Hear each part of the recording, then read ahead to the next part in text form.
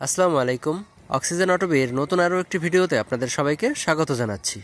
আজকের নতুন ভিডিওতে আপনাদের সাথে আমি আলোচনা করব এবং সম্পূর্ণভাবে দেখিয়ে দেওয়ার চেষ্টা করব কিভাবে আপনারা বীজ থেকে ভেন্ডি বা ঢেঁড়সের চাষ করতে পারেন। ভেন্ডি বা ঢেঁড়স ছাদ বাগানে খুব সহজেই চাষ করা যায়। আপনারা টবে, বস্তায় বা ব্যাগে বা ড্রামে যে কোনো কিছুতেই আপনারা খুব সহজেই ভেন্ডি বা ঢেঁড়সের চাষ করতে পারেন। তো ছাদ বাগানে আমি ভেন্ডি বা ঢেঁড়সের চাষ করার জন্য এখানে আমি বস্তা ব্যবহার করছি, অর্থাৎ সিমেন্টের যে 50 কেজির বস্তা থাকে সেই 50 কেজির বস্তায় আপনাদের আজকে আমি ভেন্ডি বা ঢেঁড়সের চাষ করে দেখাবো। ভেন্ডি বা ঢেঁড়স একটি গ্রীষ্মকালীন সবজি, এজন্য ভেন্ডি বা ঢেঁড়সের চাষটা সবথেকে বেশি গ্রীষ্মকালেই হয়ে থাকে। এই জন্য আপনারা ভেন্ডি বা ঢেঁড়সের চাষ করার জন্য ফেব্রুয়ারি মাসের শেষ দিকটা নির্বাচন করতে পারেন। অর্থাৎ ফেব্রুয়ারি মাসের শেষ দিকে যদি আপনারা ভেন্ডি বা ঢেঁড়সের বীজগুলো মাটিতে বপন করেন, সেক্ষেত্রে সেই বীজ থেকে চারা তৈরি হয়ে ভেন্ডির ফলন আসতে মার্চ মাসের শেষ দিকটা চলে আসবে। অর্থাৎ মার্চ মাসের শেষ দিকেও আপনারা ফলন পেতে পারেন বা এপ্রিল মাসের প্রথম দিকেই আপনারা ভেন্ডি বা ঢেঁড়সের ফলন পেয়ে যাবেন। ভেন্ডি বা ঢেঁড়সের ফলন পেতে সাধারণত 35 থেকে 40 দিন সময় লাগে। অর্থাৎ বীজ বপনের পর থেকে ভেন্ডি বা ঢেঁড়সের সম্পূর্ণ ফলন আসতে 35 থেকে 40 দিনের মতো সময় লাগে। এর জন্য আপনারা খুব সহজেই ছাদ বাগানে এটি করতে পারবেন। তো প্রথমেই বলা যাক ভেন্ডি বা ঢেঁড়সের চাষ করার জন্য কিভাবে আপনারা মাটি প্রস্তুত করবেন। তো মাটি প্রস্তুত করাটা খুবই জরুরি, কারণ মাটিতে যত বেশি পরিমাণে খাবার থাকবে ভেন্ডি বা ঢেঁড়স বা যে কোনো ধরনের সবজির ফলনটাও তত ভালো হবে। তো এই জন্য মাটি তৈরি করার সময় মাটিতে যেন পর্যাপ্ত পরিমাণে জৈব সার থাকে সেই বিষয়টা আপনাদের অবশ্যই নিশ্চিত করতে হবে। দর্শক, আমার এখানে আপনারা দেখতে পাচ্ছেন আমি ভেন্ডি বা ঢেঁড়সের চাষ করার জন্য ইতিমধ্যেই মাটিটা প্রস্তুত করে রেখেছি। তো দর্শক, এবারে আপনাদের বলা যাক এই মাটিটা আমি কিভাবে প্রস্তুত করে নিয়েছি, অর্থাৎ এই মাটির মধ্যে কি কি উপাদান কি পরিমাণে আমি মিশিয়ে নিয়েছি। এই মাটি তৈরি করার সময় আমি এখানে ব্যবহার করেছি সাধারণ বাগানের মাটি 50 ভাগ এবং 30 ভাগ ব্যবহার করেছি গোবর সার। তো আপনাদের কাছে যদি গোবর সার থাকে সেক্ষেত্রে আপনারা অবশ্যই গোবর সার ব্যবহার করার চেষ্টা করবেন এবং গোবর সারটা যেন 1 বছরের পুরনো হয় কমপক্ষে, কারণ 1 বছরের পুরনো গোবর সারটা গাছের জন্য সবথেকে ভালো হয়। তো আপনাদের কাছে যদি গোবর সার না থাকে সেক্ষেত্রে গোবর সারের জায়গায় আপনারা ভার্মি কম্পোস্ট অর্থাৎ কেঁচো সার বা পাতা পচা সারটাও ব্যবহার করে নিতে পারেন, তাতে কোনো সমস্যা নেই। এবং 10 ভাগ ব্যবহার করেছি মুরগির লিটার। আমার মুরগির লিটারটা 1 বছরের পুরনো ছিল। আপনারাও যদি মুরগির লিটার ব্যবহার করতে চান সেক্ষেত্রে অবশ্যই 1 বছরের পুরনো মুরগির লিটারটা ব্যবহার করবেন। তো এক্ষেত্রে আপনারা মুরগির লিটারের জায়গায় ধানের তুষ বা ধানের চিটাটাও ব্যবহার করতে পারেন। এর সাথে আমি আরও ব্যবহার করেছি 10 ভাগ নদীর বালি। অর্থাৎ আপনারা যদি 10 ভাগ নদীর বালি ব্যবহার করেন সেক্ষেত্রে মাটিতে কখনোই পানি ধরে রাখবে না এবং মাটিতে পানি দিলেই অনায়াসে পানিটা চুইয়ে বেরিয়ে যাবে। সেক্ষেত্রে আপনার গাছটি সুরক্ষিত থাকবে। এজন্য আপনারা অবশ্যই 10 ভাগ বালিটা ব্যবহার করবেন। তো এই সকল উপাদানগুলো আমি ভালো করে মিশিয়ে তারপরে আমার এই মাটিটা প্রস্তুত করে নিয়েছি। আপনারাও চাইলে এভাবে করে মাটিটা প্রস্তুত করতে পারেন। তো মাটি প্রস্তুত করে নেওয়ার পর এবারে ভেন্ডি বা ঢেঁড়সের চাষ করার জন্য যে পাত্রটা আমি ব্যবহার করব সেই পাত্রটা প্রস্তুত করে নেওয়া যাক। যেহেতু আমি এখানে ভেন্ডি বা ঢেঁড়সের চাষ করার জন্য সিমেন্টের ব্যাগ ব্যবহার করছি, এজন্য আমি এই ব্যাগটি কিভাবে প্রস্তুত করতে হবে সেটি আপনাদের দেখিয়ে দেবো। অর্থাৎ আপনারা যদি ভেন্ডি বা ঢেঁড়সের চাষ করার জন্য সিমেন্টের ব্যাগ বা বস্তা ব্যবহার করতে চান সেক্ষেত্রে আপনারা সেই ব্যাগ বা বস্তাটি কিভাবে প্রস্তুত করে নেবেন। তো ব্যাগ প্রস্তুত করার ক্ষেত্রে প্রথমেই আপনাদের একটি সিমেন্টের 50 কেজির ব্যাগ নিতে পারেন বা আপনারা চাইলে এর থেকে ছোট ব্যাগও ব্যবহার করতে পারেন। তো দর্শক, এই যে দেখতে পাচ্ছেন আমি 50 কেজির একটি সিমেন্টের বস্তা ব্যবহার করছি। এই 50 কেজির সিমেন্টের ব্যাগগুলোতে খুব সহজেই ভেন্ডি বা ঢেঁড়সের চাষ করা যায়। তো প্রথমেই ব্যাগটি নিয়ে ব্যাগের নিচের দিকের যে দুটি কোণা থাকে সেই কোণা দুটি ভেতরের দিকে ভরে দিতে হবে। ব্যাগের নিচের অংশ দুটি ভালো করে ভিতরের অংশে ভরে দেওয়ার পরে ব্যাগটি গোল করে নিতে হবে। তো ব্যাগটির নিচের অংশটা এমনভাবে গোল করতে হবে ব্যাগটি মাটি দিয়ে পরিপূর্ণ করার পরে ব্যাগটি যেন অনায়াসে দাঁড়িয়ে থাকতে পারে।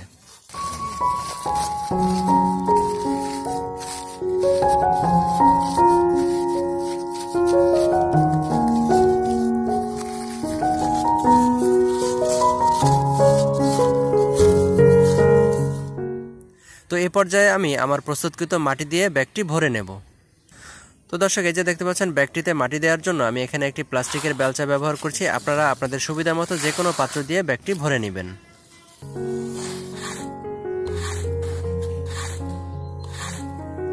সিমেন্টের ব্যাগ বা বস্তাটি মাটি দিয়ে পরিপূর্ণ করে নেওয়ার পরে মুখের অংশটা ভাঁজ করে নিতে হবে। তো মুখের অংশটা এমন পরিমাণে ভাঁজ করতে হবে, আপনারা বেশি পরিমাণে মাটি যদি ব্যাগটিতে রাখতে চান সেক্ষেত্রে অল্প পরিমাণে ভাঁজ করবেন এবং কম পরিমাণে মাটি যদি আপনারা ব্যাগটিতে রাখতে চান সেক্ষেত্রে বেশি পরিমাণে ভাঁজ করে নেবেন। তো দর্শক, এই যে দেখতে পাচ্ছেন ব্যাগটি আমি মাটি দিয়ে পুরোপুরি ভরে নিয়েছি। এ পর্যায়ে ব্যাগের মধ্যে ভেন্ডি বা ঢেঁড়সের বীজগুলো বপন করে নিতে হবে। তো দর্শক, এই যে বীজগুলো আপনারা দেখতে পাচ্ছেন এই বীজগুলো আমি গত বছরে আমার বাগান থেকে সংগ্রহ করে ভালো করে রোদে শুকিয়ে এয়ারটাইট পাত্রে সংরক্ষণ করে রেখেছিলাম। তো এই বীজগুলো থেকেই আমি আজকে ভেন্ডি বা ঢেঁড়সের চাষ করে আপনাদের দেখাবো। আপনারা চাইলে বাজার থেকে সুস্থ বীজ এবং উন্নত জাতের বীজ সংগ্রহ করে তারপরে আপনারা ভেন্ডি বা ঢেঁড়সের চাষ করতে পারেন। তো দর্শক, এই যে বীজগুলো আপনারা দেখতে পাচ্ছেন, এগুলো যেহেতু আমি নিজে সংরক্ষণ করে রেখেছিলাম, এজন্য এখানে অনেকগুলো বীজ আপনারা দেখতে পাচ্ছেন। এখন আমি এই বীজগুলো থেকে সুস্থ বীজ এবং বড় বড় সাইজের বীজগুলো বেছে নেব।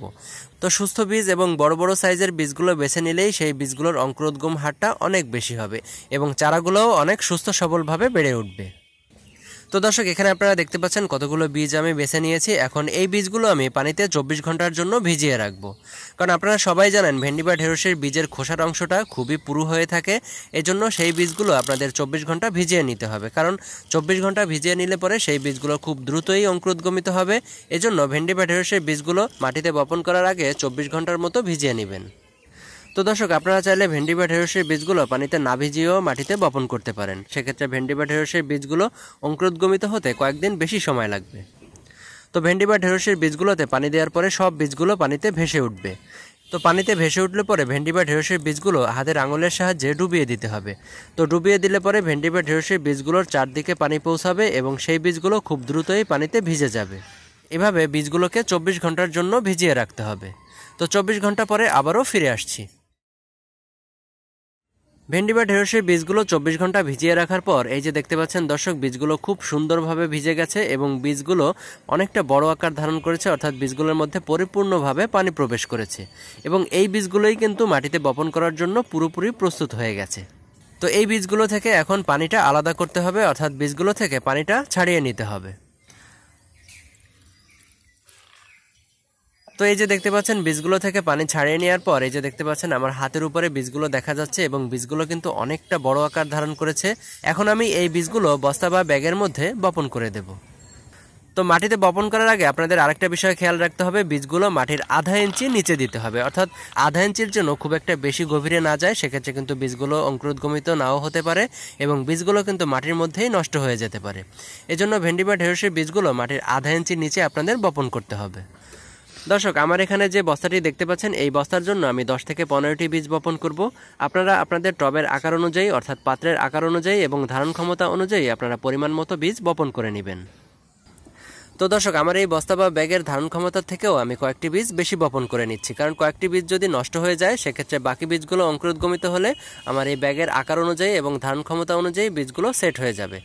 আপনারাও চাইলে আপনাদের টবের বা পাত্রের আকারের ধারণ ক্ষমতার থেকেও কয়েকটি বীজ বেশি বপন করে নিতে পারেন।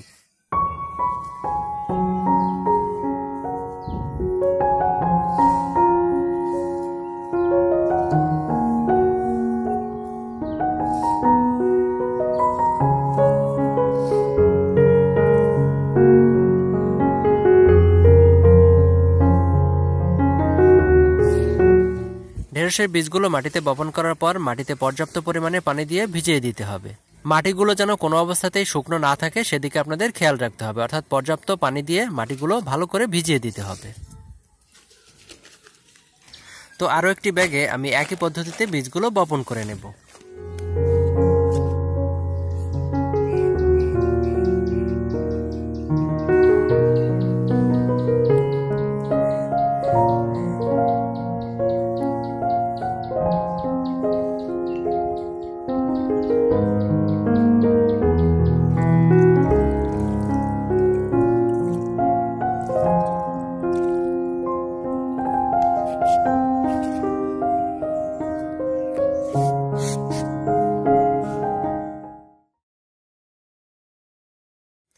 ভেন্ডি বা ঢেঁড়সের বীজগুলো মাটিতে বপন করার 3 দিন পরে এই যে দেখতে পাচ্ছেন সব বীজগুলো কিন্তু অঙ্কুরোদ্গমিত হয়ে গেছে। এই যে দেখতে পাচ্ছেন আস্তে আস্তে করে অঙ্কুরোদ্গমিত হচ্ছে। তো ঢেঁড়সের বীজগুলো মাটিতে বপন করার 3 দিনের মধ্যেই কিন্তু বেশিরভাগ বীজই অঙ্কুরোদ্গমিত হয়ে যায় এবং কিছু বীজ থেকে যায়, সেগুলোও কিন্তু 2-1 দিনের মধ্যে অঙ্কুরোদ্গমিত হয়ে যাবে। আবার পাশের বস্তাটির বীজগুলো আপনাদের দেখাচ্ছি, এই যে দেখতে পাচ্ছেন এখানের বীজগুলোও কিন্তু অঙ্কুরোদ্গমিত হয়ে গেছে, অর্থাৎ বেশিরভাগ বীজই কিন্তু অঙ্কুরোদ্গমিত হয়ে গেছে। আবার কিছু বীজ এখানেও রয়ে গেছে, অঙ্কুরোদ্গমিত হয়নি, তবে সেগুলোও কিন্তু 2-1 দিনের মধ্যে অঙ্কুরোদ্গমিত হয়ে যাবে। তো ভেন্ডি বা ঢেঁড়সের বীজগুলো পানিতে ভিজিয়ে বপন করলে 3 দিনের মধ্যেই কিন্তু সব বীজগুলো অঙ্কুরোদ্গমিত হয়ে যায়। আরও 5 দিন পরে, অর্থাৎ ভেন্ডি বা ঢেঁড়সের বীজগুলো মাটিতে বপন করার মোট 8 দিন পরে দেখতে পাচ্ছেন চারাগুলো কিন্তু আস্তে আস্তে করে বড় হচ্ছে এবং চারাগুলোর কিন্তু গ্রোথ শুরু হয়ে গেছে। এ পর্যায়ে চারাগুলোর গোড়ার মাটিটা আপনাদের ভালো করে আলগা করে দিতে হবে। এক্ষেত্রে আপনারা ছুরি বা চাকুর সাহায্যে চারাগুলোর গোড়ার মাটিটা ভালো করে আলগা করে দিবেন। তো দর্শক এই যে দেখতে পাচ্ছেন আমি এখানে মাটিটা আলগা করার জন্য এখানে আমি একটি চাকু ব্যবহার করছি। এই যে দেখতে পাচ্ছেন আমি চাকুর সাহায্যে আলতো করে মাটিগুলো আলগা করে দিচ্ছি। আপনারাও এভাবে ছুরি, চাকু বা যে কোনো প্রকার নিড়ানির সাহায্যে গোড়ার মাটিটা আলগা করে দিবেন এবং গোড়ার মাটিটা আলতো করে আলগা করে দেওয়ার পরে পর্যাপ্ত পরিমাণে পানি দিয়ে গোড়ার মাটিটা ভিজিয়ে দিতে হবে।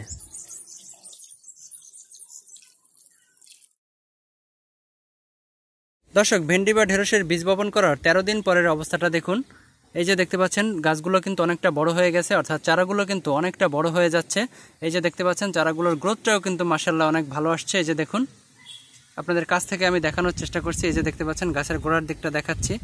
এই গাছগুলো প্রায় 6 থেকে 7 ইঞ্চি লম্বা হয়ে গেছে। এই যে দেখতে পাচ্ছেন দর্শক, চারদিক থেকে আপনাদের ঘুরিয়ে দেখানোর চেষ্টা করছি আমি। আবার এই পাশের ব্যাগটিও আপনাদের দেখাচ্ছি। এই যে দেখতে পাচ্ছেন এখানের চারাগুলোও কিন্তু অনেকটা বড় হয়ে গেছে এবং এর গ্রোথটাও কিন্তু মাশাআল্লাহ অনেক ভালো আসছে। এই যে দেখতে পাচ্ছেন এর গোড়ার দিকটা আপনাদের দেখাচ্ছি। তো ভেন্ডি বা ঢেঁড়সের বীজ বপন করার 13 দিনের মধ্যে কিন্তু গাছগুলো অনেকটা বড় হয়ে যায় এবং গাছের গ্রোথটাও কিন্তু মাশাআল্লাহ অনেক ভালো আসে। এই যে দেখতে পাচ্ছেন। তো শুধুমাত্র জৈব সার দিয়ে যদি আপনারা এরকম করে ভেন্ডি চাষ করেন সেক্ষেত্রে কিন্তু গাছের গ্রোথটা মাশাআল্লাহ অনেক ভালো আসবে এবং গাছে ফলনও কিন্তু অনেকটা ভালো আসবে। দর্শক আরও প্রায় 7 দিন পরের অবস্থাটা দেখুন, অর্থাৎ ভেন্ডির বীজ মাটিতে বপন করার 20 দিন পরের অবস্থাটা এটি। এই যে দেখতে পাচ্ছেন গাছগুলো কিন্তু অনেকটা বড় হয়ে গেছে। এই যে দেখুন অনেকটা লম্বা হয়ে গেছে গাছগুলো এবং গাছের গ্রোথটাও কিন্তু মাশাআল্লাহ অনেক ভালো এবং খুব সুন্দরভাবে বেড়ে উঠছে এবং গাছগুলো কিন্তু দেখতে অসাধারণ লাগছে। এই যে দেখুন, এবং উপরের দিকটা আপনাদের দেখাচ্ছি। এই যে দেখতে পাচ্ছেন এখানে কিন্তু ফলন আসার জন্য কুশিও গজাচ্ছে। তো দর্শক এক একটি বস্তায় বা ব্যাগে যত কম আপনারা ভেন্ডির গাছ রাখবেন ততই কিন্তু গাছগুলো খুব সুন্দরভাবে বেড়ে উঠবে এবং গাছের গ্রোথটাও কিন্তু অনেক ভালো হবে। আবার এই পাশের যে ব্যাগটি, সেই ব্যাগটি যদি আপনাদের দেখায়, এই যে দেখতে পাচ্ছেন গাছগুলো কিন্তু খুবই সুন্দরভাবে বেড়ে উঠছে এবং এই ব্যাগের যে গাছগুলো দেখতে পাচ্ছেন এই গাছের গ্রোথটাও কিন্তু মাশাআল্লাহ অনেক ভালো। প্রত্যেকটি চারাই কিন্তু খুব সুন্দরভাবে বেড়ে উঠছে। ভেন্ডি বা ঢেঁড়সের বীজগুলো মাটিতে বপন করার 37 দিন পরের অবস্থাটা এটি। এই যে দেখতে পাচ্ছেন দর্শক 37 দিনের মধ্যে কিন্তু প্রত্যেকটি গাছেই ফুল চলে আসে এবং ফলন দেওয়ার জন্য গাছগুলো পুরোপুরি প্রস্তুত হয়ে যায়। তো দর্শক এই যে দেখতে পাচ্ছেন এই যে একটি গাছে ফুল চলে আসছে। এই যে দেখতে পাচ্ছেন মাথার দিকটাতে ফুল দেখা যাচ্ছে। আবার এই পাশে আরও একটি গাছে দেখতে পাচ্ছেন এখানেও বড় মাপের একটি ফুল চলে আসছে। আবার এই পাশে আরও একটি গাছ দেখাচ্ছে আপনাদের। এই যে দেখতে পাচ্ছেন এই গাছটিতেও কিন্তু ফুল চলে আসছে। অর্থাৎ 37 দিনের মধ্যেই কিন্তু আপনাদের গাছগুলো ফলন দেওয়ার জন্য পুরোপুরি প্রস্তুত হয়ে যাবে। অর্থাৎ বীজ বপন করার 37 দিনের মধ্যেই ভেন্ডি গাছগুলো ফলন দেওয়ার জন্য একদম পুরোপুরি প্রস্তুত হয়ে যায়। দর্শক ভেন্ডি বা ঢেঁড়সের বীজগুলো মাটিতে বপন করার 42 দিন পরের অবস্থাটা এটি। এই যে দেখতে পাচ্ছেন 42 দিন পরে গাছগুলো একদম বড় হয়ে যায় এবং প্রত্যেকটি গাছেই কিন্তু ফলন চলে আসে। তো দর্শক আমার গাছগুলোতে কেমন ফলন আসলো চলুন এবার আপনাদের ঘুরিয়ে দেখাই। তো দর্শক এই যে আপনারা দেখতে পাচ্ছেন প্রথম যে গাছটি আপনাদের দেখাচ্ছি, এই যে দেখতে পাচ্ছেন বড় মাপের ঢেঁড়স দেখা যাচ্ছে। আবার উপরের দিকটাতে দেখতে পাচ্ছেন মাঝারি সাইজের ঢেঁড়স। আবার এর একটু উপরের দিকে দেখতে পাচ্ছেন ছোট মাপের ঢেঁড়স দেখা যাচ্ছে। আবার এর একটু উপর দিকে একদম মাঝখানটাতে আপনারা দেখতে পাচ্ছেন যে প্রচুর পরিমাণে কলি দেখা যাচ্ছে, অর্থাৎ প্রচুর পরিমাণে ফুল আসবে এবং প্রচুর পরিমাণে কিন্তু ঢেঁড়স হবে। আবার এই পাশের গাছটি আপনাদের দেখাচ্ছে, যে দেখতে পাচ্ছেন এখানে বড় মাপের ঢেঁড়স দেখা যাচ্ছে। আবার এখানটাতে দেখতে পাচ্ছেন ছোট মাপের একটি ঢেঁড়স দেখা যাচ্ছে এবং উপরের দিকে প্রচুর পরিমাণে কলি আছে।